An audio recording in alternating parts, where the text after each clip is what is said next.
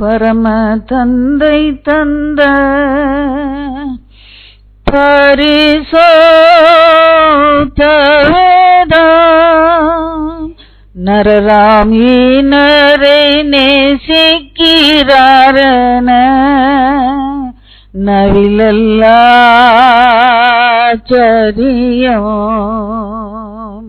நவிலல்லாச்சரியம்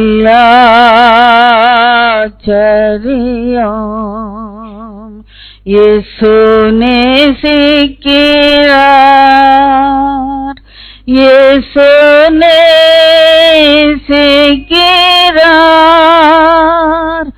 இயேசு என்னையும் நேசிக்க யான் செய்த என்ன மாதவமோ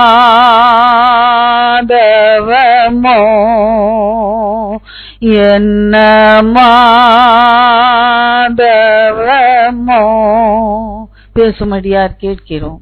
இயேசு கிறிஸ்துவின் பரிசுத்த நாமத்திலே பிதாவே ஆமென். உட்கார்ந்து கொள்வோம். இன்றைக்கு சங்கீதங்களின் புஸ்தகம் 46ஆம் சங்கீதம் அதிகாரம் 10ஆம் வசனம். இதை கொண்டு ஒரு சில காரியங்களை நம்ம தியானிக்கலாம். 46:10 நீங்கள் அமர்ந்திருந்து நானே தேவன் என்று அறிந்து கொள்ளுங்கள், ஜாதிகளுக்குள்ளே உயர்ந்திருப்பேன், பூமியிலே உயர்ந்திருப்பேன் என்று கர்த்தர் சொல்லுகிறார். சேனைகளின் கர்த்தர் சொல்லுகிறார். கர்த்தருடைய நாம் மகிமைப்படணும்னா நம்ம இங்க செய்ய வேண்டிய காரியம் ஒன்று இங்கே சொல்லப்படுகிறது. நீங்கள் அமர்ந்திருந்து அவர் தேவன் என்று அறிந்து கொள்ள வேண்டும். சில வேளையில நம்மாலே அமர்ந்திருக்க முடிவதில்லை. ஏதாவது ஒண்ணு நம்ம செய்யலாம் அப்படி என்று சொல்லி கர்த்தருக்கு பிரியமில்லாத காரியங்களை ஒன்று ரெண்டை நம்ம செய்திருக்கோம். நீங்கள் அமர்ந்திருங்கள் என்று சொல்லி கர்த்தர் சொல்லுகிறார். அமர்ந்திருக்கும் போது நம்ம செய்ய வேண்டிய காரியங்கள் ஒன்று ரெண்டு காரியங்கள். அமர்ந்திருக்கணும்னா சும்மா தூக்கம் போட்டுக்கிட்டு பெட்ஷீட் போட்டு மூடி தூங்கிட்டு இருக்கணும்ட்டு இல்லை. சில காரியங்களை நம்ம செய்ய வேண்டியதாக இருக்கிற ஒரு சில காரியங்களை நம்ம இன்றைக்கு பார்ப்போம். சங்கீதக்காரனுடைய வாழ்க்கையில பார்க்கும்போது எப்போதுமே அமர்ந்திருந்து சில காரியங்களை கர்த்தருடைய ஆசீர்வாதங்களை கர்த்தருடைய கரத்திலிருந்து பெற்றுக்கொள்கிறார். அவர் சொல்லுகிற ஆலோசனைகள், அவருடைய வெளிப்பாடுகள், அவருடைய அனுபவங்கள் எல்லாம் பார்க்கும்போது ரொம்ப ஆச்சரியமாக இருக்கும். அந்த வசனங்களை நம்முடைய வாழ்க்கையில அபியாசப்படுத்தி கொள்ள வேண்டும். இன்னும் அவர் சங்கீதக்காரன் சொல்லும் போது சொல்லுகிற 37ஆம் சங்கீதம் பார்க்கும் போது அவர் அதனாலே வருகிற ஆசீர்வாதங்களை கர்த்தருக்கு காத்திருக்கும் போது, அமர்ந்திருக்கும் போது நம்ம செய்ய வேண்டிய காரியங்கள் என்ன என்றும் அதனால நம்ம பெற்றுக்கொள்ளுகிற நன்மைகள் என்னவென்றும் அநேக காரியங்களை சொல்லுகிறார். சங்கீதம் 37 முதல்ல நம்ம வாசிப்போம். 7ஆம் வசனம் வாசிப்போம். கர்த்தரை நோக்கி அமர்ந்து காத்திரு, காரிய சுத்தி உள்ளவன் மேலும் எரிச்சல் ஆகாதே என்று சொல்லு. அநேக வேளையில ஏன் நம்மால அமர்ந்திருக்க முடியல என்று சொல்லும் போது சில காரிய சித்தியா என்ன பண்றாங்க, தீவினை செய்து பலத்து போகிறார்கள். அப்படி பார்க்கும்போது நம்மால அமர்ந்திருக்க முடியல. நமக்கு விரோதமாக பல காரியங்கள் செய்யப்படுகிறது. அவன் காரிய சித்தி ஆகிறான். பார்க்கும்போது நம்ம கொதித்து எழுந்து அடுத்தத பாத்தீங்கன்னா கோபம் வந்துருது, உக்கிர கோபம் வந்துருது, பொல்லாப்பு செய்ய நமக்கும் பதில் ஏதாவது செய்யணும்னு வந்து அப்படியான சூழ்நிலையில நீ என்ன பண்ணும், கர்த்தரை நோக்கி நீ அமர்ந்துரு என்று சொல்லி சொல்லுற. கர்த்தரை நோக்கி அமர்ந்திருக்கும் போது நான் சொல்லுற புரியும் என்று சொல்லி நினைக்கிறேன். சும்மா உட்கார்ந்துருக்கணும் அப்படி இல்லை. அதை பார்க்கும்போது நமக்கு தீவனை செய்ய வந்துருது. நமக்கு விரோதமாக ஏதாவது பேசும்போது மனுஷர் செய்யும் போது நமக்கு கோவம் வந்து பாருங்க. இன்னொரு வசனம் வேகமா நான் சொல்லிட்டே போறேன், அநேக காரியங்கள் உண்டு. 9ஆம் வசனம் வாசிப்போம்.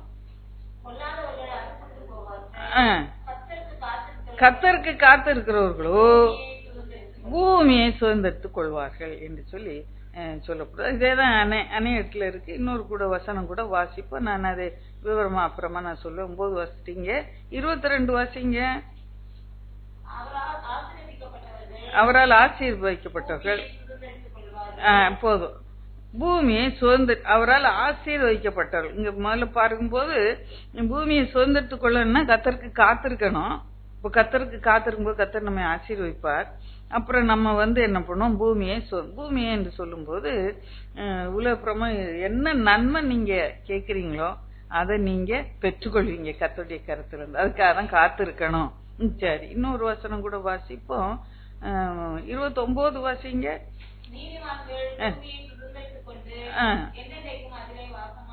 இங்க பாருங்க, பூமியை சுதந்திரிக்க இன்னொரு காரணம் கத்தர் காத்திருக்கணும்.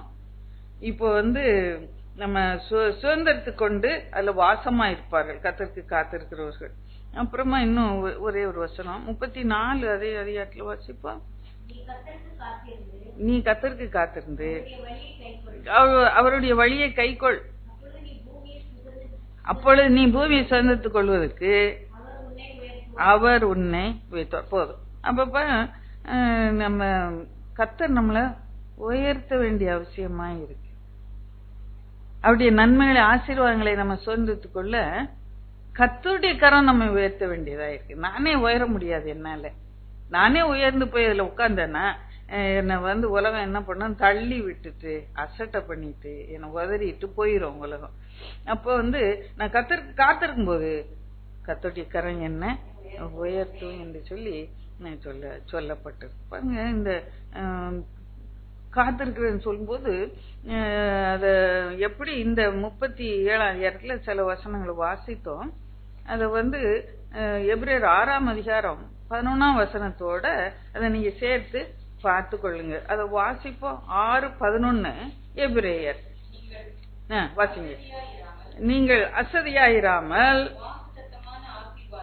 வாக்குத்தத்தமான ஆசீர்வாதங்களை விசுவாசத்தினாலும் நீடிய பொறுமையினாலும்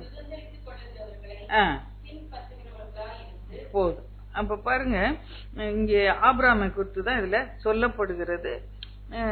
ஆபிரகாமுக்கு அவர் வாக்குத்தத்தம் பண்ணதை பெற்றுக்கொள்ள 25 ஆண்டுகள் சென்றது இல்லையா?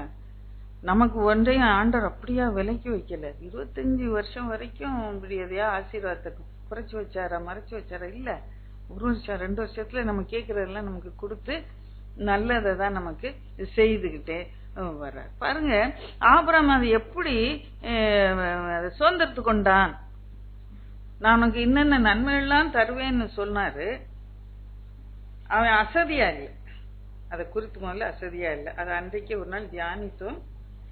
வாக்குத்தத்தமான ஆசீர்வாதங்களை எப்படி சுதந்திரத்து கொண்ட, விசுவாசினாலும் நீடிய பொறுமையினாலும் சொன்ன. அப்ப பாருங்க, கத்தர் காத்திருக்கணும்னு சொல்லும் போது, நீங்க அமர்ந்திருக்கணும்னு சொல்லும் போது, நான் முதல்ல சொன்னேன், சும்மா உட்கார்ந்துகிட்டு சிரிச்சு விளையாண்டுட்டு இருக்கிறது இல்ல, அசதியா இருக்கிறது இல்ல, கவலையினமா வாழ்க்கையை வாழ்கிறது அல்ல. நீங்க என்ன பண்ணும், விசுவாசத்தினாலும் நீடிய பொறுமையினாலும் அந்த ஆசீர்வாதங்களை சுதந்திரம். இது அமர்ந்திருக்கிறதுன்னு உடைய கருத்து, உள்நோக்கம் அதுதான். இப்ப வேதத்துல அன்னைக்கு அண்ணன் சொல்லும்போது சொன்னாங்க, வேதத்தை அடுத்த முறை எப்படி வாசிக்கணும்னு சொன்னாங்க இல்லையா? அதுக்கு ஒரு லிங்க் இருக்கும், ஒரு வசனத்துக்கு ஒரு இணைப்பு இருக்கும். அது என்னன்னு நீங்க அறிந்து கொண்டு, வாக்குத்தத்தம் இருக்கு, அதை சுதந்திரத்து கொள்ளணும் எல்லாம் இருக்கு. அதை எப்படி சுதந்திரத்தும் அசதியா முதல்ல இருக்கக்கூடாது. அப்புறம் என்ன, நீடிய பொறுமை உள்ளவர்களா இருக்கணும். ஆபிரகாம் நீடிய பொறுமை உள்ளவனா இருந்தான். அது மாத்திரம் இல்ல, விசுவாசத்தோடு அவன் காத்திருந்தான். அமர்ந்திருக்கணும் போது இந்த காரியங்கள் எல்லாம் அதுல உள்ள அடங்கி, அப்போதான் கர்த்தருடைய நாமம் உன் வாழ்க்கையில மகிமைப்படும். பாருங்க, முதலாவது ஒரு குறிப்பை உங்களுக்கு தான் வைக்கிறோம். அதில் நம்ம வாசிப்போம். ஏசாயா 25:9. இப்பொழுது நீங்க அமர்ந்திருக்கிறேன்னா என்னன்னு உங்களுக்கு நான் காண்பித்து கொடுத்து விட்டேன். நீங்க விசுவாசத்தோட நீடிய பொறுமையா காத்திருக்கிறது தான் அமர்ந்து இருக்கிற. அமைதியா இல்லாதபடி சலனம் உங்க வாழ்க்கையில வேண்டாம். கோபம், எரிச்சல், பகை இதெல்லாம் விட்டுட்டு 25:9 வாசிப்போம். அக்காலத்திலே இவரே நம்முடைய தேவன், இவருக்காக காத்திருந்தோம், இவர் நம்மை ரட்சிப்பார். காத்திருந்தவங்களுக்கு என்ன கிடைச்சிச்சா? வாசித்து முடிச்சிருங்க. இவரே கர்த்தர், இவருக்கு காத்திருந்தோம், இவருடைய ரட்சிப்பினால் களி கூர்ந்து கரங்களை தட்டி கத்தர மயன்படுத்த எவ்வளோ அதிசயங்களை நம்முடைய வாழ்க்கையில சரி, காத்திருக்கிறோமா? காத்திருக்கும் போது நமக்கு ரட்சிப்பு நம்முடைய வாழ்க்கையில இவருக்காக காத்திருந்தோம். இவருடைய ரட்சிப்புனால் என்ன கிடைச்சிச்சா? களி கூர்ந்து மகிழத்தக்கதான மகிழ்ச்சி கிடைச்சிச்சு. காத்திருக்கும் போது இப்படியான ரட்சிப்புகளை, சந்தோஷம் நிறைந்த ரட்சிப்புகளை நமக்கு கட்டளையிடுவார். பாருங்க எப்படி ரட்சிக்கிறார் என்று சொல்லி பார்க்கும்போது, சங்கீதக்காரனை மறுபடியுமா இந்த இடத்துல கொண்டு வந்து வைக்க. கர்த்தருக்கு காத்திருந்தோம், அவர் எங்களை ரட்சித்தாரு என்று சொல்ற. 40:1-2 வாசிங்க. 40.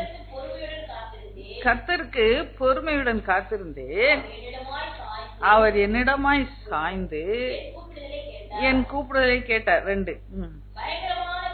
பயங்கரமான குழியிலும் உளையான சேற்றிலும் இருந்து என்னை தூக்கி எடுத்து என் கால்களை கண்மலை மேல் நிறுத்தி என் அடிகளை உறுதிப்படுத்தி. இன்னும் தொடர்ந்து வாசிங்க, எல்லா வசனம் முக்கியம்தான், ஆனா நான் வேகமா சொல்லிட்டே போறேன். கண்மலை மேல் நிறுத்தி அடிகளை உறுதிப்படுத்தி. அது மாத்திரம் இல்ல, வாயில ஒரு பாட்டை வச்சாரு, அழகான பாட்டை வச்சாரு. கரங்களை தட்டி கத்தார பயன்படுத்தும் அந்த கலைவேளை இல்ல.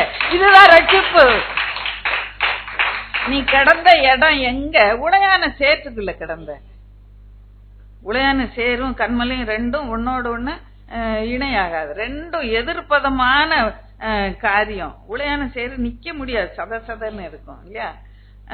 பாறைன்னு சொல்லும்போது நீ திடமா நிக்கலாம். அந்த பாறையில் திடமா நிக்கும் போதே உன் அடியை அவர் உறுதிப்படுத்தி கொடுத்தாரா? அல்லேலூயா!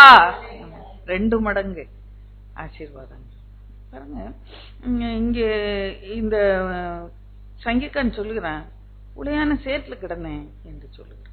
அப்ப உளையான சேற்றுல இருக்கும்போது ஒரு ரட்சிப்பு, ஒரு வெளியே இருந்து வருகிற ரட்சிப்பு அவசியமாய் நிச்சயமாய் இருக்கும். உளையான சேற்றுல கிடக்கும்போது தானாக ஒருவனும் அதுல இருந்து மீண்டு வரவே முடியாது.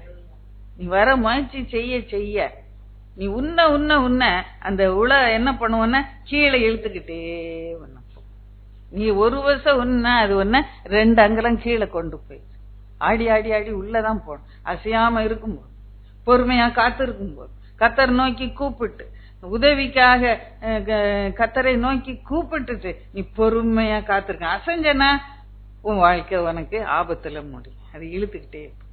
இப்ப பாருங்க, சங்கீதக்காரன் சொல்றேன், ஆனால் திட்டமா தெரியும் ரட்சிப்பு கத்தருடைய, அவர் ஒருவர் தான் ரட்சிக்க முடியும். இவருக்காக காத்திருந்தோம், இவருடைய ரட்சிப்பினாலே நாங்க மகிழ்ந்து களி கூறுகிறோம் என்று சொல்லி அங்கே சொல்லப்படுகிறத நம்ம பார்க்கிறோம். காத்துதான் இருக்கணும். காத்திருக்கிற என்று சொல்லும் போது எப்படி காத்திருக்கணும்? முறுமுறுத்துக்கிட்டு, சண்டை போட்டுக்கிட்டு, பூஷணம் இல்ல. இந்த கத்தர் பாரு என்ன அவருக்கா வாழ்ந்த என்ன இந்த சேத்துக்குள்ள தள்ளி விட்டுட்டாரு. இல்லை, பொறுமையா காத்திருக்கும் போது கர்த்தருடைய கரம் நம்ம தூக்கி எடுத்து ரட்சித்து நம்ம கண்மலை கிறிஸ்து தான் அவர் மேல நிக்கும்படி ஆயிடுச்சு. கண்மலை மேல கிறிஸ்து மேல நிக்கும் போது உனக்கு ஒரு தீமையும் உனக்கு வராது. கர்த்தர் உன்னை ரட்சிக்கிற தேவன். பாருங்க, இங்கே சொல்லப்பட்டு இருக்கிறது இன்னுமாய் 42ஆம் சங்கீதக்காரனுடைய அனுபவங்களே பார்ப்போம். இப்படியாக அவர் நம்ம ரட்சிக்கிறார் என்று சொல்லி காத்து எப்படி நம்ம காத்துக்கும். 42:5 வாசிங்க. என் ஆத்துமாவே நீ ஏன் கலங்குகிறாய், ஏன் எனக்குள் தேங்குகிறாய்? தேவனை நோக்கி காத்திரு, அவர் சமூகத்து ரட்சிப்பின் நிமித்தம் நான் இன்னும் அவரை. பாருங்க, அவர் இருக்கிற உபத்திரம், சவுல் ராஜாவினாலே விரட்டப்படுகிறான்.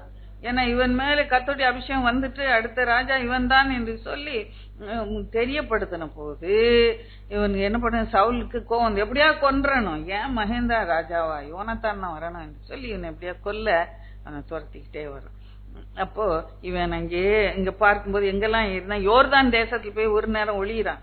அப்புறம் யோர்தான் தேசத்துல இருக்கிறான்னு ஜனங்கள் சொன்ன உடனே எர்மோன் மலையில ஏறுறான். அதுக்கப்புறம் எர்மோன் மலையில ஒளிஞ்சிருக்கிறான்னு சொல்லும் போது வனாந்தரத்துல குகையில இப்படியா ஓடி ஓடி ஓடி இளைப்பார் இல்லாம அலையிற அந்த வேளையில உபத்திரம்.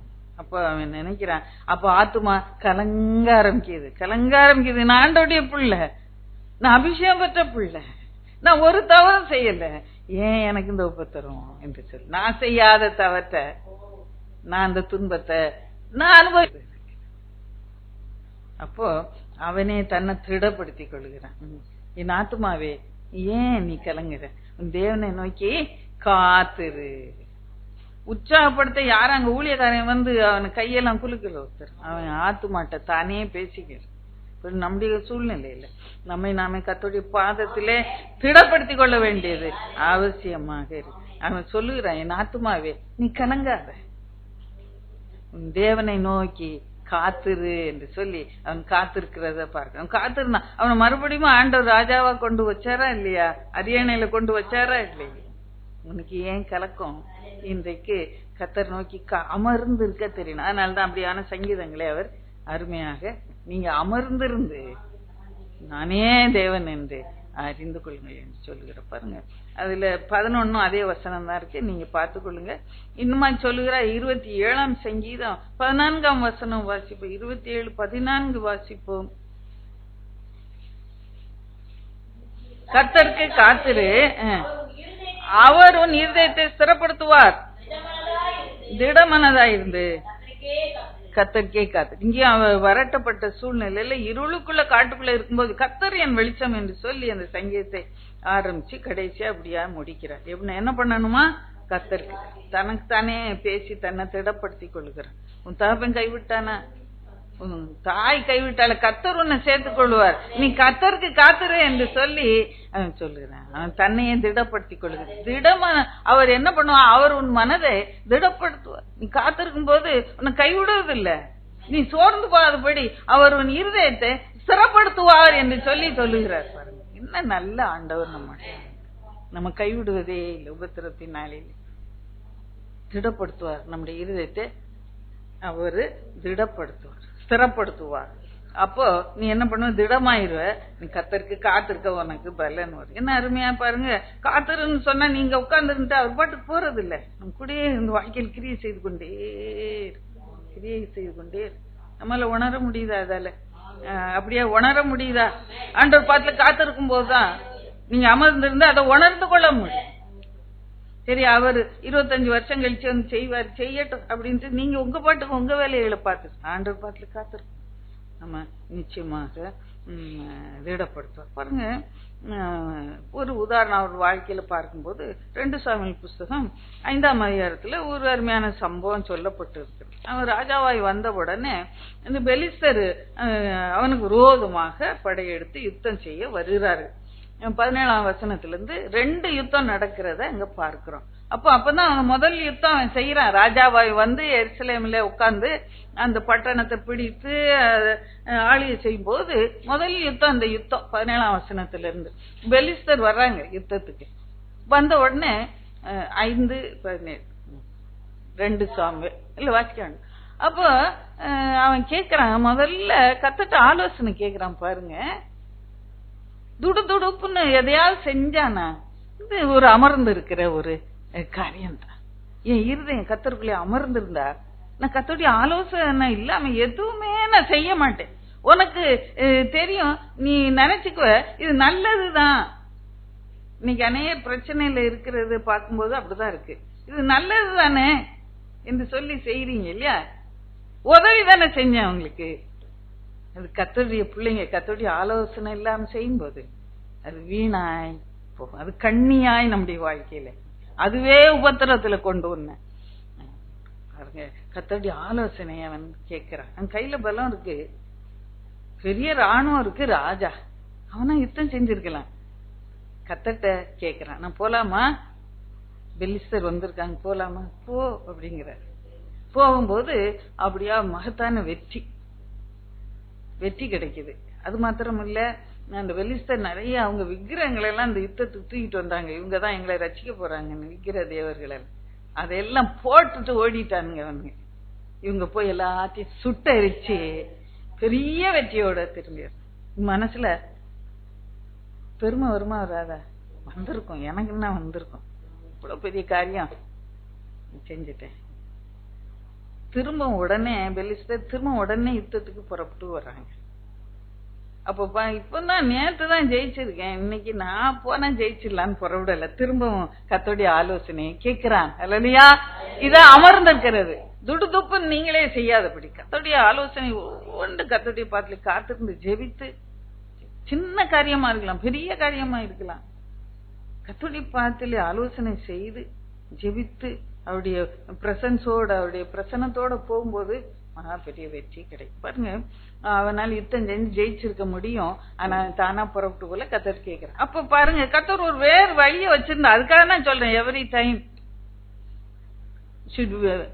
you should be waiting at the feet of the Lord. ஒவ்வொரு கட்டத்திலையும் ஒவ்வொரு நாளிலையும். அதான் அவன் சொல்லுறான், அந்தி சந்தி மத்தியான வேளையிலே நான் தியானம் பண்ணி முறையிடுவேன், கர்த்தர் என் சத்தத்தை கேட்டு. காலையில ஜோம் பண்ணிட்டேன்ப்பா, போதும், இப்ப என்னன்னாலும் பண்ணலாம், நானு அங்க போலாம் இங்க போலாம் எங்கேயும் போலாம், என்ன செய்யலாம், அப்படியும் செய்யல. காலையில் ஜோம் பண்ணது, மத்தியானம் ஜோம் பண்ண, ஒவ்வொரு நேரம் ஒரு புது ஆலோசனை. இப்ப ஒரு புது ஆலோசனை அவனுக்கு யுத்தத்துக்கு வருது. என்ன வருது? நீ நேரா போகாதப்பா. 24 வாசிங்க, 24 5:17. முசுக்கட்டை செடிகளின் நுனிகளிலே இறைச்சலை நீ கேட்கும் போது சீக்கிரமாய் எழும்பி போ என்று சொல்லு. பாருங்க, முன்னால போகாத, பின்னால வா. முசுக்கட்டை செடி எதிர உட்காந்துரு. இதெல்லாம் பாருங்க, அவனுக்கு வெற்றியை கொடுக்குற ஒரு சின்ன காரியமா தான் இருக்கு, ஆனா அது வெற்றியை, மகத்தான வெற்றியை கொடுத்தது இல்லையா? இவ எழும்பிப்போ, இறைச்சல் கேட்கும் போது நீ எழும்பிப்போ அப்படிங்கிற. அப்ப அது வரைக்கும் என்ன பண்ணணும்? அது வரைக்கும் உட்கார்ந்துரு, காதை நல்லா தீட்டிக்கிட்டு உட்காந்து. இறைச்சல் கேட்கும், அதை கேட்ட உடனே போது கர்த்தருடைய சத்தம். அல்லேலூயா. கரங்களை தட்டி கர்த்தரை மகிமைப்படுத்து. அல்லேலூயா. இப்படியான வாழ்க்கையில வெற்றியை நீங்கள் ஒவ்வொருவரும் பெற்றுக்கொள்ள வேண்டும் என்று நான் வாஞ்சிக்கிறேன். காத்திருக்க கற்றுக்கொள்ளுங்க. எழும்பி போன சொல்ற வரைக்கும் அமர்ந்திருக்க கற்றுக்கொள்ளுங்க. நம்ம பேச்சு, விசேஷமா பேச்சு, வாயில பேச்சு, தேவையில்லா பேச்சு, இப்படியே கொப்பளிச்சுக்கிட்டு கர்த்தருடைய சத்தத்தை கேட்கணும்னா வாய் அலப்பிக்கிட்டே இருந்தா கேட்க முடியுமா? அமர்ந்து இருந்து உன்னிப்பா நீ பேசாம அவர் பேச காத்திருக்கும் போது கர்த்தருடைய மெல்லிய சத்தம் கேட்கும். ஆலோசனையா புறப்பட்டு நீங்கள் அமர்ந்திருந்து நானே தேவன் என்று அமர்ந்திருக்க என்று சொல்லும் போது கர்த்தருக்கு செவி கொடுக்க ஜாக்கிரதையாக நம்ம காத்திருக்க வேண்டியது அவசியமாக. அல்லேலூயா. அப்படியான வெற்றியை கர்த்தர் நமக்கு தருவாரா? பாருங்க, இன்னொரு 2வது குறிப்பாக இன்னொரு வசனத்தை வாசிப்போம். ஏசாயா புஸ்தகம் 49:23. கர்த்தர் காத்திருக்கும் போது வெற்றி, ரட்சிப்பு. கர்த்தருக்கு காத்திருக்க ரட்சிக்கப்படுவார்கள். இப்பொழுது பாப்பா 49:23.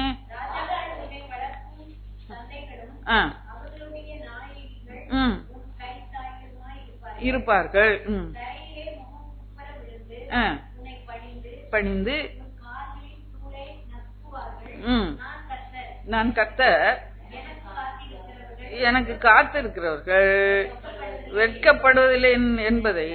அப்பொழுது இன்னைக்கு நமக்கு ரோம அநேக காரியங்கள் இருக்கு, யுத்தங்கள் இருக்கு. யுத்தத்தை குறித்து அங்க சொல்லப்பட்டு இருக்கு, அநேக போராட்டங்களை குறித்து சொல்லப்பட்டிருக்கிறது.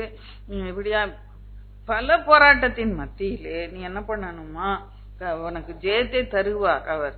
நீ என்ன பண்ணு? காத்திருக்கும் போது நீ வெட்கப்பட்டு போவதில்லை என்று கர்த்தர் சொல்லு. கர்த்தர் காத்திருக்கிறோமா? அல்லது நானே இப்பவே நான் ஏதாவது யுத்தம் பண்ணி வெற்றியை வாங்கிடணும் நம்ம ஏதாவது பிரயாசப்படுகிறோமா? இல்லை. இது ஆவிக்குரிய யுத்தம். இதுல நம்ம வெகு ஜாக்கிரதையாய் கர்த்தர் காத்திருக்கும் போது நீ வெட்கப்பட்டு போவதே இல்லை. யார் உனக்கு ரோமா இருந்தார்கள் அவர்களும் பட்சத்திலே நிச்சயமாக வருவார்கள் என்று சொல்லி பாருங்க. இதுக்கு உதாரணமாக சங்கீதக்காரன் வாழ்க்கையில இன்னொரு அனுபவத்தை உங்களுக்கு வைக்கிறேன். நம்ம எடுத்தவர்கள் வாசிப்போம். 2 சாமுவேல் 10ஆம் அதிகாரம்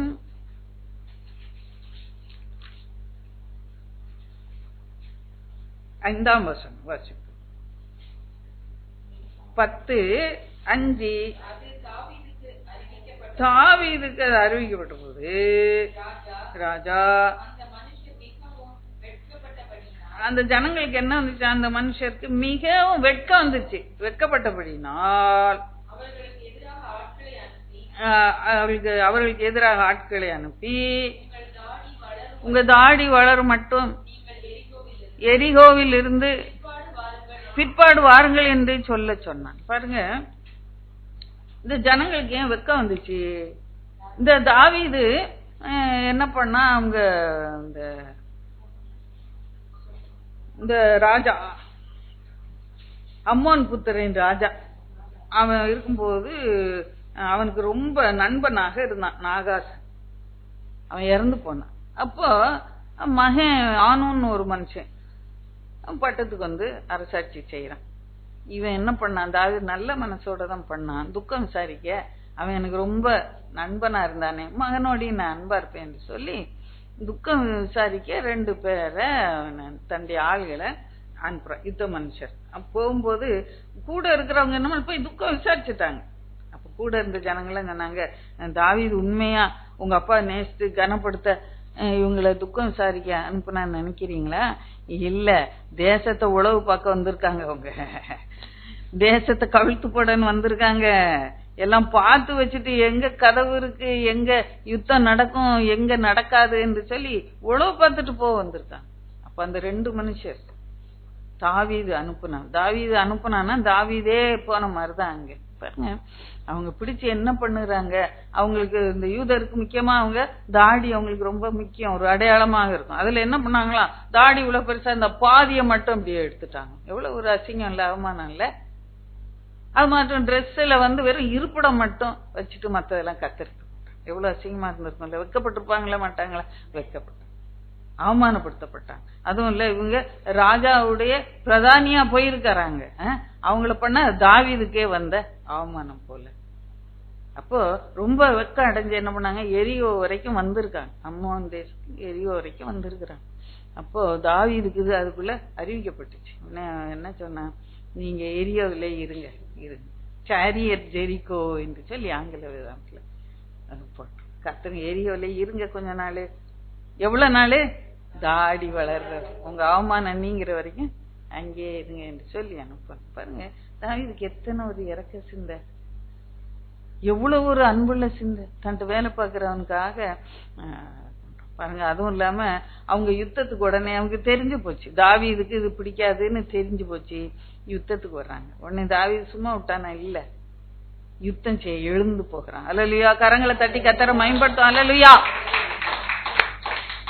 உனக்காக யுத்தம் செய்ய ஒரு ஆண்டவர் ராஜா உண்டு. அல்லேலூயா, அந்த 2 பேருக்கு வந்த அவமானம் சும்மா விட்டுருந்துருக்கலாம். அவன் இல்ல, ஏன் பிரதானிகளை அவமானப்படுத்துக்க, நான் போய் யுத்தம் செய்து வெற்றி கொள்வேன் என்று சொல்லி புறப்பட்டு போகிறான்.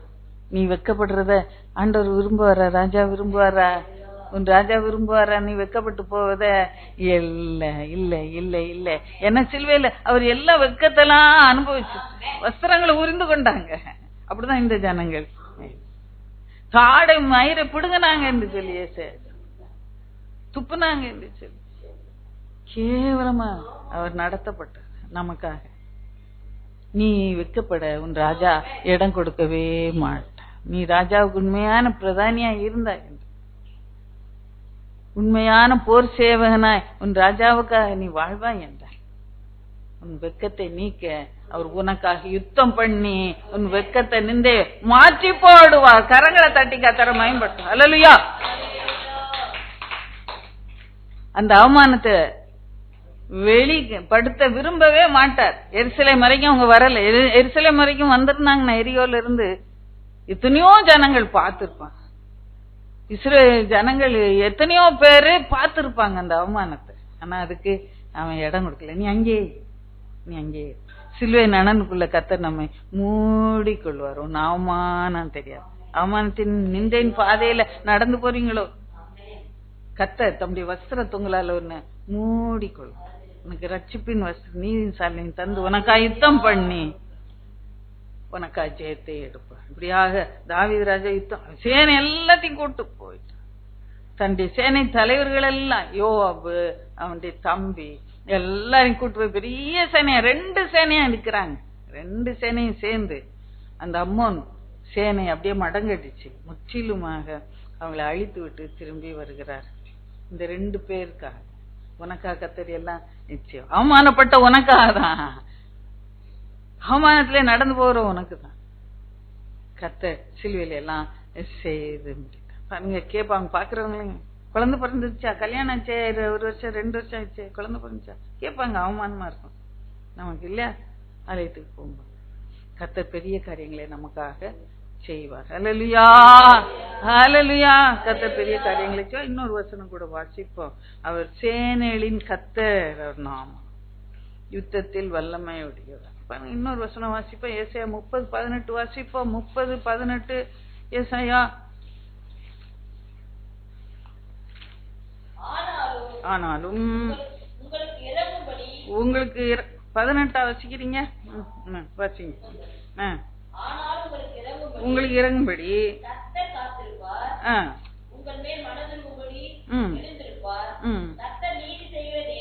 நீதி செய்கிற தேவன், அவருக்கு காத்திருக்கிற யாவரும் அனைவரும் யாரா? பாக்கியவான். கர்த்தருக்கு காத்திருக்கிற யாவரும் யாரும் பாக்கியவான். Blessed are those people who wait upon the Lord. நீங்க அமர்ந்திருந்து நானே தேவன் என்று அறிந்து அமர்ந்திருக்கும் போதுதான் நம்ம கர்த்தர் தேவன் என்று நம்மால அறிந்து கொள்ள முடியும். அவர் காத்திருக்கும் போது நம்ம எப்படியா இருப்போம்? பாக்கியவான்கள். முதல்ல என்ன பார்த்தோம்? ரட்சிக்கப்படுவோம்னு பார்த்தோம். 2வது என்ன பார்த்தோம்? வெட்கப்படுவதில்லைன்னு பார்த்தோம். 3வது என்ன பார்க்கிறோம்? பாக்கியவான். ரொம்ப ஆசீர்வாதமான ஜனங்களா கர்த்தருக்கு காத்திருக்கிறவங்க. இன்னைக்கு நம்மள ஏதாவது குறை சொல்லுவாங்க. நீ வாய வைக்காது, நீ வாய திறக்காது, உன் வாய மூடிக்கிட்டு இரு, எல்லாம் சொல்லுவாங்க நம்மள வீட்டுல இல்லையா? நீ போ அந்த இடம், மூஞ்ச காட்டாத, இங்க சொல்லுவாங்க எல்லாரும். கர்த்தருக்கு நீ காத்திருப்பா என்றா நீ ஆசீர்வதிக்கப்பட்டு பாக்கியவான்கள் என்று சொல்லி கர்த்தர் சொல்லு. எப்படியா நம்ம பாக்கியவான்களாக இருப்போம் என்று சொல்லி வேதாமத்திலே யோவான் 5ஆம் அதிகாரத்திலே ஒரு சம்பவம், அதை நான் உங்களுக்கு வைக்க வருவேன். 1 முதல் 14 வீட்டு வரைக்கும் வாசிப்பாங்க. அங்க என்ன இருக்கிறது? ஒரு பெரிய பெதஸ்தா குளம் இருக்கு. அந்த 3ஆம் வசனம் வாசிங்க. 5:3 வாசிங்க. அங்க என்ன கூட்டம் இருக்கு? குருடர். அங்க ஒரு பெரிய மண்டபம் இருந்துச்சு. அதுல குருடர், சப்பானி, சோம்பன உருப்புடையவர்கள், முதலான வியாதிக்காரர் அநேகர் படுத்திருந்து பாருங்க என்ன பண்ணிட்டு இருக்காங்களா? காத்துக்கிட்டு, பிச்சை எடுத்துக்கிட்டு இருந்தாங்கன்னு சொல்லப்படல, காத்துக்கிட்டு இருந்தாங்களா. என்னத்துக்கு காத்துக்கிட்டு இருந்தாங்க? வாசிங்க. ஏனெனில் சில சமயங்களிலே தேவதூதன் ஒருவன் அந்த குளத்திலே இறங்கி தண்ணீரை கலக்குவான்.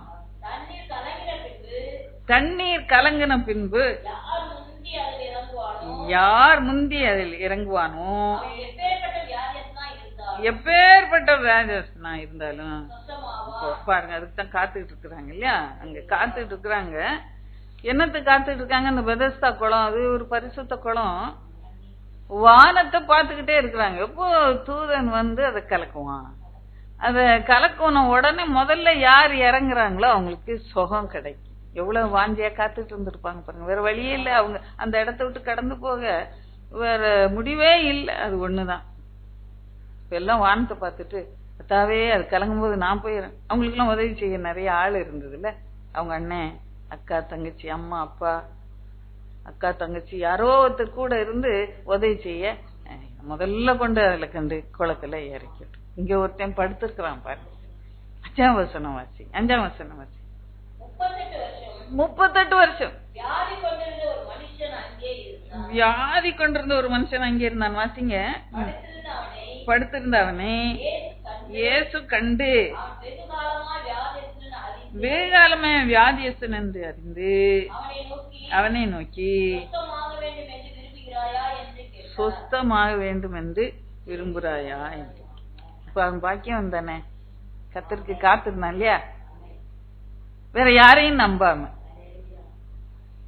மத்தவங்களாம் அண்ணன், அக்கா, தங்கச்சிய நம்பி இருந்திருப்பாங்க. என்ன கூட்டிட்டு போயிருவா, எங்க அக்கா கூட்டு போயிருவா, எங்க அம்மா என்ன கூட்டிட்டு போயிருவா குளத்துக்குள்ள, எங்க அப்பா என்ன எப்படியாவது கொண்டு விட்டுருவாரு குளத்துக்குள்ள. சூமன உறுப்புள்ள மனுஷி காத்துட்டு இருப்பான். இவனுக்கு யாருமே அவனை விசாரிக்க யாருமே இல்லை. ஆனா அவன் கர்த்தருக்கு காத்திருக்கிறான். இந்த குளத்து அருகே காத்திருக்கிறான். நம்பிக்கையே இல்லை. ஆனாலும் என்னால ஓடி போக முடியாது, படுக்கையில கிடக்கான்.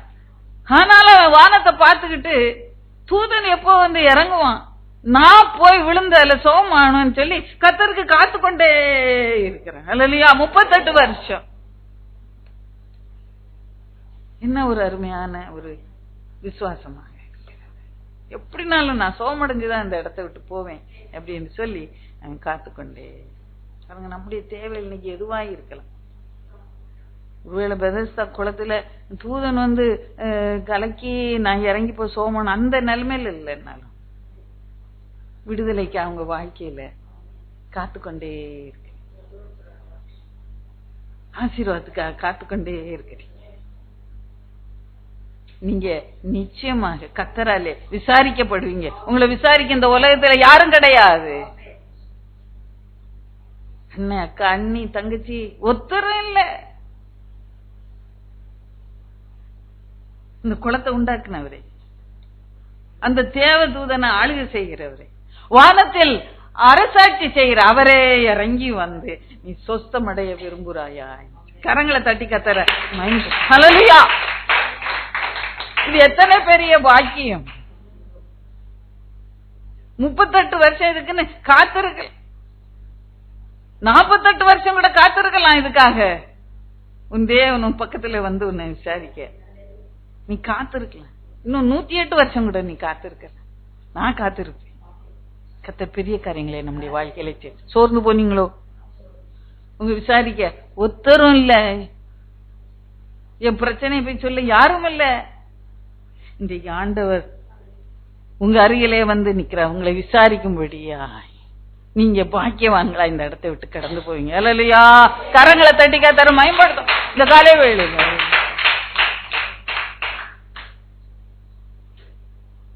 அவன் கேட்கும்போது அவனுக்கு என்ன சொல்லன்னு கூட தெரியல. சொஸ்தமா நீ விரும்புறாயா அப்படின்னு ஆமான்னு தானே சொல்லி இருக்கணும். ஆமான்னு கூட சொல்ல.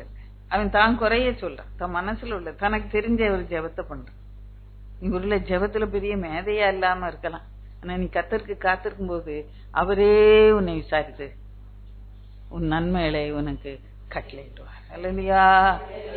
ஆனா கர்த்தருடைய வழிகளுக்கு நம்மள ஒப்பு கொடுக்கணும். அவன் நினைச்சான் தூதன் வானம் திறக்கும், தூதன் வருவான், அதை கலக்குவான், நான் எப்படியா போய் விழுந்து சோகம் அடைஞ்சு போவேன்னு நினைச்சான். ஆனா கர்த்தருடைய வழி வேறாக இருந்தது. கர்த்தருடைய சித்தத்துக்கு ஒப்பு கொடுத்து ஜெபிக்க நீங்க கற்றுக்கொள்ளுங்க. இது இப்படிதான் நடக்கணும், இது இப்படிதான் ஆகணும், இது இப்படிதான் செய்யணும் அப்படி என்று சொல்லி சர்வாதிகாரி மாதிரி கர்த்தருடைய வழியை ஆளுகை செய்ய நினைக்கவே நினைக்காதீங்க. கர்த்தர் உனக்குன்னு ஒரு வழியை வச்சிருக்கு. அவரே வந்து ஒரு வார்த்தை தான் சொன்னார், நீ படுக்க எடுத்துக்கொண்டு போ நடந்து, அப்படியே சோகமாயி நடந்து. கர்த்தருடைய வழி வேற இருந்துச்சு, அவன் நினைச்ச வழி வேற. குளத்துக்குள்ள இறங்கிதான் சோகமாயி வருது இல்லை. அதனால உங்க விடுதலை வேணும்னா கர்த்தருடைய கரத்துல எல்லாத்தையும் ஒப்பித்து கொடுத்து ஜெபம் பண்ணி விடுதலையை பெற்றுக்கொள்ள அறிந்து கொள்ள, கர்த்தருடைய சித்தத்துக்கு ஒப்பு கொடுக்கவங்கள பழக்கப்படுத்திக் கொள்ளுங்க. என்ன ஜெபம் கேட்டாலும் கடைசியில் ஒரு ஜெபம், ஆண்டவரே உம்முடைய சித்தம் ஆகட்டும், உம்முடைய வழியில என்ன நடத்தும். ஏன்னா அவருடைய வழி ஆராய்ந்து முடியாத பெரிய வழி, அனந்த ஞானம் உள்ள வழி. அப்படிதான் ரோமர் 11:33 சொல்லப்படும். ஆராய்ந்து முடியாத காரியங்களே, பெரிய காரியங்களே நம்முடைய வழி. 33 வாசிங்க, அதை வாசிட்டு அடுத்த குறிப்பு கடந்து போகலாம். 11 ரோமர் 33 வாசிப்போ. தேவனுடைய ஐஸ்வர்யம், ஞானம், அறிவு என்பவைகளின் ஆழம் எவ்வளவா இருக்கிறது, நியாய தீர்ப்புகள் அளவிடப்படாதவைகள், அவருடைய வழிகள் ஆராயப்படாதவை, அவருடைய வழிகள் ஆராயப்படாதவைகள். ஒத்துக்கொள்றீங்களா? அவருடைய வழிக்கு ஒப்பு கொடுப்பீங்களா? இப்படிதான் நடக்கும்னு நினைக்காதீங்க.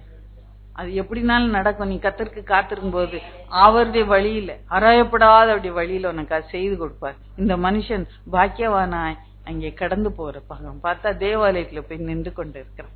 அப்போ ஒரு ஆலோசனை சொல்லுகிறார், பாக்கியவானா இருக்கணும், என்ன உன் பாக்கியம் பூரணமாகணும்னா, உன் பாக்கியம் நிலைச்சிருக்கணுமா நீ. அவன் சொல்லுகிறான், அவர் சொல்லுகிறாரு, இன்னும் அதிக கேடு வராதபடி பாவம் செய்யாது பாருங்க. கடைசி குறிப்புக்கு போலாம். அது ஏசாயா தீர்க்கதரிசன புஸ்தகம் 40ஆம் அதிகாரம் 31 வாசிப்போ. முதல்ல என்ன சொன்னீங்க? கர்த்தருக்கு காத்திருக்கிறவர்கள் ரட்சிக்கப்படுவார்கள். 2வது வெட்கப்படுவதில்லை, பாக்கியவான்கள். 4வது வாசிங்க. கர்த்தருக்கு காத்திருக்கிறவர்களோ புதுபலன் அடைந்து கழுகளை போல செட்டையில அடித்து எழும்புவார்கள், ஓடினாலும் இளைப்படையார்கள், நடந்தாலும் சோர்ந்து பாருங்க. இது எத்தனை பெரிய ஒரு பலன் என்று சொல்லி யோசித்து பாருங்க. அந்த முன் பகுதியை நீங்க பார்த்தீங்கன்னா சொல்லப்பட்டிருக்கும், இது ஓடுறது, சோர்ந்து போகிறது, இளைப்படைகிறது, இப்படி எல்லாம் சொல்லிட்டு சொல்லுகிறாரு. உன் நியாயம் கத்தர்ட்ட எடுபடலன்னு சொல்ற, என் ஜபம் இன்னும் கேட்கப்படல, எனக்கு கத்தர் இன்னும் ஒன்னும் செய்யலன்னு சொல்லிட்டு என் நியாயம் எடுபடல. இன்னுமா என்ன சொல்லுகிறேன்னு சொல்லும்போது, என் வழி கத்தருக்கு மறைவாயிற்று, நான் படுற பாடு கத்தருக்கு தெரியல, மறைவாயிற்று. நியாயம் நான் சொல்றேன், எடுபடாம போயிடுச்சு. அப்ப நான் நினைக்கிறேன், நீ இந்த ஆண்டவர் கிரியை செய்ய மறந்துட்டாரு என் வாழ்க்கையில. அப்ப இங்கே சொல்லப்படுகிறது, பூமியின் கடையாந்தரங்களை சிருஷ்டித்த அநாய தேவன் சோர்ந்து போகும், சோர்ந்து போய் உட்கார்ந்தாரு போல, நேரம் 1/2 மணி நேரம் ரெஸ்ட் எடுக்கிறாரு போல. நான் இப்ப பேச்சு முடிச்ச உடனே கொஞ்ச நேரம் உட்கார்ந்துருவேன், ரெஸ்ட் எடுக்க என்னால் முடியும், அவ்வளவுதான். ஏன் பலம் கத்தர் உட்கார்ந்தார்? இல்ல இல்ல, அங்க சொல்லப்பட்டிருக்கிறது, பூமியின் கடையாந்தரங்களை சிருஷ்டித்தவர் சோர்ந்து போவதும் இல்லை, இளைப்படைவதும் இல்லை. இதை நீ அறிந்து கொள்ளணும். நீ கேட்ட இல்லையோ, அவருடைய புத்தி ஆராய்ந்து முடியாது. அவருடைய புத்தி ஏன் உன் வாழ்க்கையில இப்ப கிரியை செய்யலன்னா, அவர் ஏதோ தன்னுடைய ஞானத்துல ஆராய்ந்து முடியாத தன்னுடைய வழியில ஒன்னு நடத்திட்டு இருக்கிறார். அவர் என்ன பண்ணுவார்? சோர்ந்து போறவனுக்கு சத்துவத்தை கொடுத்து, சத்துவம் இல்லாதவனுக்கு சத்துவத்தை பெருக பண்ணுவார். இளைஞரெல்லாம் சோர்ந்து போகும், வாலிபரும் இடறி விழும். இது ஒரு சரீர பிரகாரமான ஒரு பலன் அல்ல, இது ஒரு ஆவிக்குரிய பலன். கத்தருக்கு காத்திருக்கிறவர்கள், கத்தருக்கு காத்திருக்கிறவர்கள் புது பலன் அடைந்து கழுகளை போல் செட்டையில் அடித்து உயர எழும்புவார்கள். அவர் ஓடினாலும் இளைப்படையார்கள், நடந்தாலும் சோர்ந்து. கத்தருக்குள்ள ஓடி ஓடி ஓடி பைபிள் வாசித்து சோர்ந்து போயிட்டீங்களோ? இதுக்கு மேல வாசிக்க முடியாது என்ன? இல்ல அடுத்த வருஷம் நம்ம வாசிக்கிறதுக்கு போய் நம்ம பிரேஸ் பண்ணிக்கிறோம், அப்படியே புது பலனை நம்ம பெற்றுக்கணும். இது சொல்லப்பட்டிருக்கலாம், இது உலக பிரகாரமான காரியங்களை குறித்து இது சொல்லப்பட்டிருக்கும். உலக பிரகாரமான காரியங்களுக்கு காத்துக்கிட்டே இருக்கும்போது சோர்ந்து போயிடும். கத்துக்கிட்டதான் காத்துட்டு இருக்கிறீங்க. ஆனா ஆவிக்குரிய விதத்துல காத்திருக்கும் போது, ஆவிக்குரிய காரியங்களுக்கு என்று காத்திருக்கும் போது நம்முடைய ஜெபம் எப்படியா இருக்கணும்? அந்நிய பாஷையில் நிறைந்து, அபிஷேகத்துல நிறைந்து, நம்ம புது பலன் அடைந்து கேட்டு பெற்றுக்கொள்ளும் போது கர்த்தர் நமக்கு பலன் தருவார். வெறும் உலகத்துக்காக தேடிக்கிட்டே இருந்தோம்னா, காத்தே இருந்தோம்னா ஒருவேளை சோர்ந்து போக வாய்ப்பு இருக்கிறது இல்லையா? சௌதரி சொன்னாங்க, நான் கேட்கறது விட்டுலான்னு நினைச்சேன், நான் ஒண்ணு கேட்டுக்கிட்டே இருந்தேன், இனிமேல் போதும் ஏதாவது நடந்துட்டு போகுது. இல்லை இல்லை, நீங்க ஆவிக்குரிய காரியங்களுக்கு பலனை தேடி காத்திருக்கும் போது அந்த காரியங்களையும் நிறைவேற்றி உலகப்பரமான நன்மையில் தானாகாது வழிஞ்சி ஓடும். என் பாத்திரம் நிரம்பி வழிகிறது உன்னால சொல்ல முடியும். இந்த நிரம்பி வழிகிற அனுபவம் கர்த்தர் பாட்டில் காத்திருந்து அபிஷேகத்தின் நிறைவை பெற்றுக்கொள்கிற அனுபவம் அது வழிஞ்சு ஓடும் போது, அபிஷேகம் உங்களுக்குள்ளே நிரம்பி ஆவிக்குரிய பலன் நிறைந்து வழிந்து ஓடும் போது அந்த வீட்டுல உள்ள பாத்திரம் எல்லாம் நிரம்பிச்சுன்னு பார்த்தோம் இல்லையா? நம்ம அந்த தீர்க்கதரிசி சொன்னப்போ அந்த தீர்க்கதரிசியினுடைய மனைவியா இருந்தவர், அது போல வீட்டுல என்னெல்லாம் காலியா இருக்கும் எல்லாம் நிரப்பப்படும். அந்த அப்படியே நிரப்பப்படும். உலகப்புறம் நன்மைகளும் உங்களுக்கு கிடைக்கும். அங்க இருந்துதான் அது ஆதாரம். ஆவிக்குரிய பலன்ல இருந்துதான் ஆதாரம். அப்படியாக தானா நீங்க கேட்கவே வேண்டாம். உங்களால உணர்ந்து பார்க்க நீங்க கேட்கவே மாட்டீங்க. இந்த ஆவிக்குரிய நன்மையை கேட்டுக்கொண்டே இருக்கும்போது உலகப்புற நன்மை தானா வந்து உங்களுக்கு கொடுக்கப்படும் உங்க கையில. என்னுடைய அனுபவம் அப்படிதான். இது தாங்கன்னு கேட்கறத விட இன்னும் வேதத்துல ஆழமாய் தியானிச்சு காத்திருந்து அந்த அன்பை கர்த்தருடைய அன்பை ருசித்து பார்க்கும் போது அப்படியே உங்களை நிரம்பி வழிகிற பாத்திரமாக நீங்க நினைச்சுக்கவே மாட்டீங்க. அந்த ஆசீர்வாதங்கள் உங்க கரத்துல உலகப்புற நன்மைகள் உங்க வாழ்க்கையில கொடுக்கப்படும். என்னுடைய சாட்சியம் தான், என்னுடைய அனுபவ சாட்சியம்.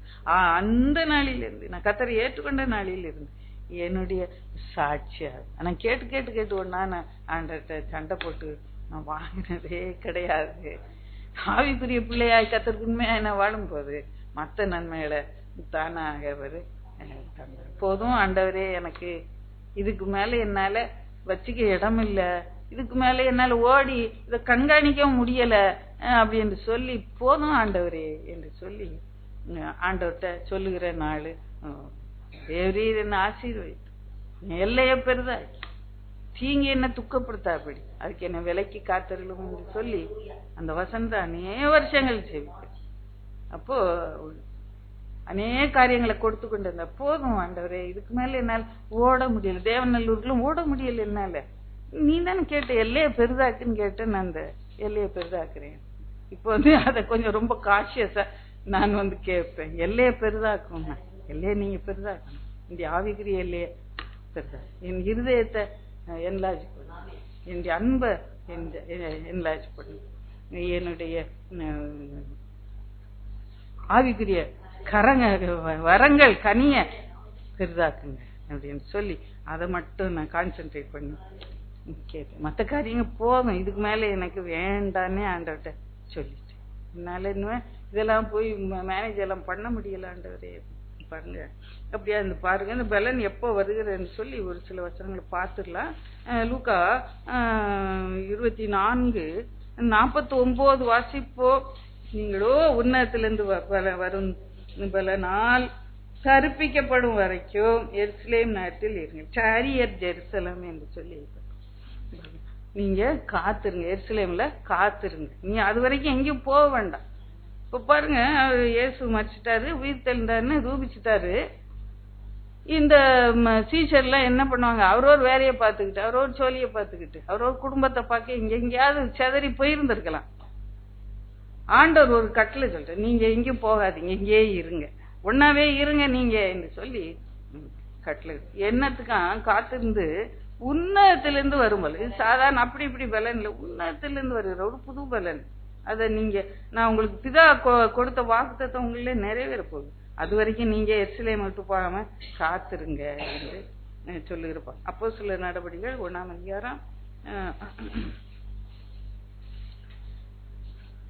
அப்புறம் வாசிங்க. நீங்க 8 வாசிங்க. இப்போ 5 எழுதி வைத்துக் கொள்ளுங்க. பர்த்தாவி உங்களுக்கு வரும்போது நீங்கள் பலன் அடைந்து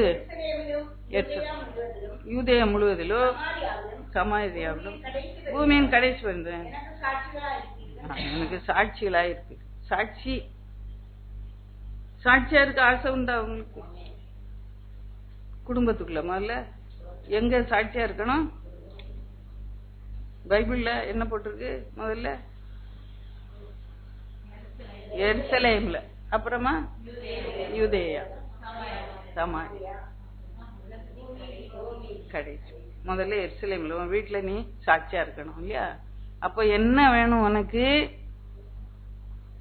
புது பலன், பர்த்தாயின் அபிஷேகம் தான் வேணும். என் குடும்பத்துக்குள்ள சாட்சியா இருக்கணும்னு கேக்குறீங்களா? அப்ப முதல்ல பர்த்தாயின் நிறைவை நீங்க கேளுங்க. குடும்பத்துக்கு சாட்சியான பிறகுங்க, அப்புறம் சபையில நம்ம குடியிருக்கிற இடத்துல, அப்புறமா தான் வெளியே.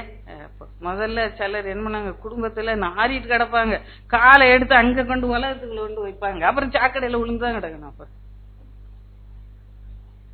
பர்த்தாயின் அபிஷேகத்தை நம்ம கேட்டு பெற்றுக்கணும். சபையில ஒன்ன குறித்து என்ன பேசுற?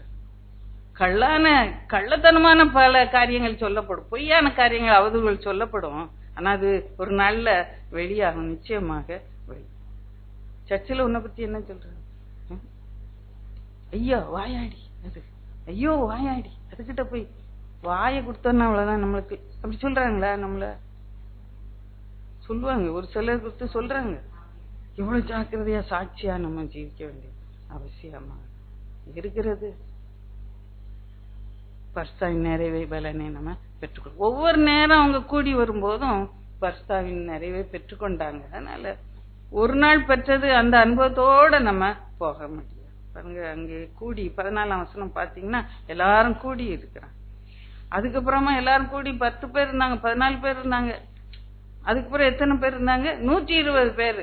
நீங்க கூடி இருந்து இவங்களுக்கு ஏதோ ஒரு ஆண்டர் ஸ்பெஷலா பர்சாவி கொடுக்க போற, புதுபலன் தரப்போறான்னு உடனே 120 பேர் வந்து கூடிட்டாங்க. பாருங்க எவ்வளவு ஒரு அதிசயமான காரியம். முதல்ல நீ கர்த்தருக்கு வெளிச்சமா இருந்தா உன்னை சுற்றிலும் அப்படியாக நீ சாட்சியா இருக்கும்போது உன்னை சுற்றி உன் குடும்பம், இனத்தார், ஜனத்தார் எல்லாம் சேர்ந்து பெரிய கூட்டமா கும்பலா இருப்பீங்க. அப்புறம் கர்த்தர் வந்து ஆவியை ஊற்றுகிறார். 2வது அதிகாரத்துல பாக்குற ஒருமனப்பட்டு அவங்க கூடி இருக்கும்போது அங்கே கர்த்தருடைய ஆவியானவர் வாக்குத்தத்தை நிறைவேறி அவங்க பெற்றுக்கொள்கிறாங்க. இப்ப பாருங்க என்ன நடக்குது. இவ்வளவு நாள் என்னத்துக்கு ரூம்ல பூட்டிக்கிட்டு உட்காந்துருக்காங்க? பயம். இந்த யூதர் நம்மளையும் பிடிச்சு சிலுவையில எங்க அடிச்சிருவான், சிறைச்சாலை போட்டுருவான்னு பயம்.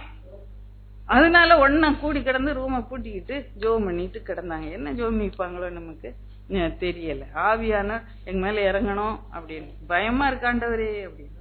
இப்ப இன்னைக்கு நமக்கு சூழ்நிலையை பார்த்தா பயமா இருக்கு. அன்னைக்கு வெளியே போகவே அன்னைக்கு பயந்தோம். முந்தானத்து இல்லையா, எங்க கல்லுல போட்டு அடிச்சிடும் பூட்டிக்கிட்டே உட்கார்ந்துருந்தோம். நம்ம இங்க முதல்ல அப்படிதான் உட்கார்ந்து பாருங்க. நீங்க வாசிக்கும் போது 2ஆம் அதிகாரம் 14 வாசிக்கும் போது, அப்போ பேதுரு 11 கூட நின்று எந்திரிச்சு நின்னுட்டார். எல்லாரும் வந்து இங்க சத்தம் கேக்குதுன்னு வந்து வேடிக்கை பார்க்க வந்தாங்க. அது சொன்னாங்க இவங்க மதுபானத்தால நிரம்பி இருக்காங்க அப்படி இப்படின்னு இவங்கள கேலி செய்ய ஆரம்பிச்சாங்க. உடனே பேதுருவுக்கு ஒரு தைரியம் வந்து, ஏன்னா இப்ப புதுபலன் வந்துட்டுல, பர்சாவின் அபிஷேகத்தை பெற்றுக்கொண்டாங்கல்ல, அதனால எல்லாரும் ஒன்னா எழுந்து நின்றாங்களாம். 11 பேர் ஒன்றா எழுந்து நின்று சொல்லுறாங்களாம், பர்சாவி எங்க மேல ஊற்றப்பட்டு இருக்குன்னு. கரங்களை தட்டி கத்தார மயன்பட்டு அல்லலையா அல்லலையா உச்சாம இது பத்தாது. அந்த தைரியம் வந்து எந்திரிச்சு நின்று சாட்சி சொல்லு. எருசலேம்ல சாட்சியா இருந்தாங்க. அதுக்கப்புறம் சதறி போய் எங்கோ சுவிசேஷத்தை அவங்களால சொல்ல முடியும். அவங்கள அடிச்சு துன்புறுத்தின போதும் சாட்சியா இருந்தாங்க. திரும்ப கூடி வந்து 4ஆம் அதிகாரம் பாத்தீங்கன்னா 30, 31, 32 வசனம் பாத்தீங்கன்னா திரும்பவும் அபிஷேகம் அவங்க மேல இறங்கி அவங்கள பலப்படுத்துறப்பா.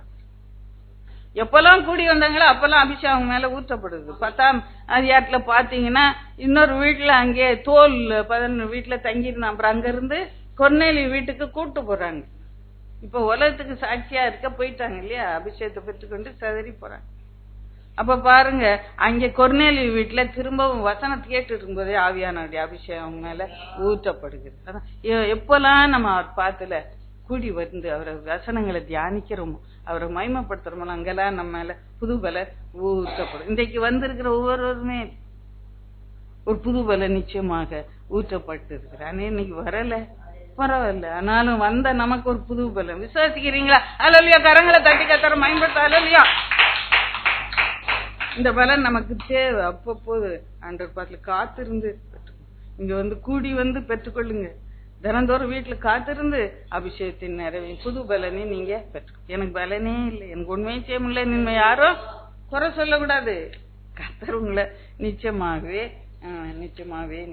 பலப்படுத்துவார். பாருங்க, பெரிய காரியங்களே கர்த்தர் நமக்கு வாழ்க்கையில தைரியமாய் சொல். அது மாத்திரமல்ல, இங்க பாக்குறோம் பேதுருவுக்கு ரொம்ப படிப்பு அறிவு இல்லாதவன். அவன் பைபிள் எடுத்து வாசானங்க மீன் பிடிச்சுக்கிட்டே கிடந்தார். அவருக்கு வேத எழுத்துக்கள் எல்லாம் ஆவியானவர் கற்றுக் கொடுத்தார். சொல்லி கடைசி காலங்கள்ல இப்படி மாம்சமான யார் மேலும் ஆவியை ஊற்றுவேன்னு யோவேல் தீர்க்கதரிசி சொல்லி இருக்கிறாரே, அதுதான் நிறைவேறுது.